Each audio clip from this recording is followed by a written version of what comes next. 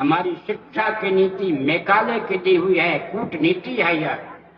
इसके आधार पर नीति अध्यात्महीन शिक्षा पद्धति के आधार पर, देहात्म भाव भाविक शिक्षा पद्धति के आधार पर हम सनातन वैदिक चेतना को जीवित रख ही नहीं सकते।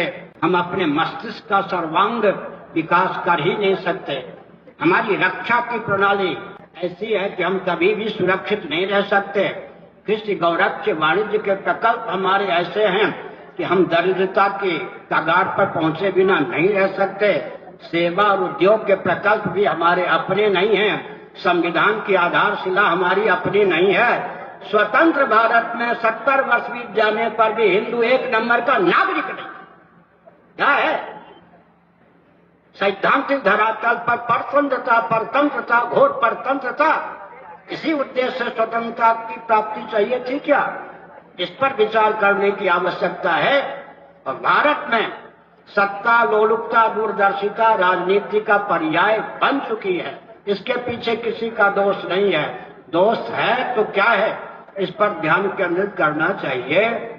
अंग्रेजों की कूटनीति के कारण जिस प्रकार की शिक्षा पद्धति, नीति और अध्यात्म से विहीन भारत को प्राप्त है, उस शिक्षा पद्धति के आधार पर ही जिन व्यक्तियों का हृदय और मस्तिष्क बना है, उस हृदय और मस्तिष्क से युक्त व्यक्तियों के द्वारा संभव ही नहीं है कि भारत को भारत के रूप में उद्भाषित करें या भारत के मौलिक स्वरूप को समझ भी सकें।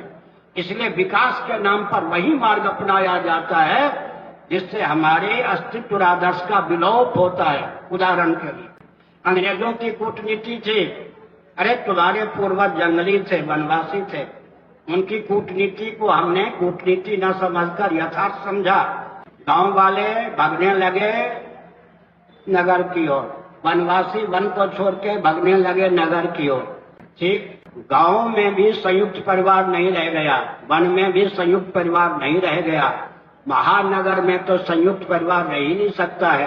संयुक्त परिवार विहीनता के कारण सनातन कुल धर्म, जाति धर्म, वर्ण धर्म, आश्रम धर्म, कुल परंपरा, कुलाचार, कुल वधु, कुल देवी, कुल देवता, कुल गुरु सबका लोप हो गया।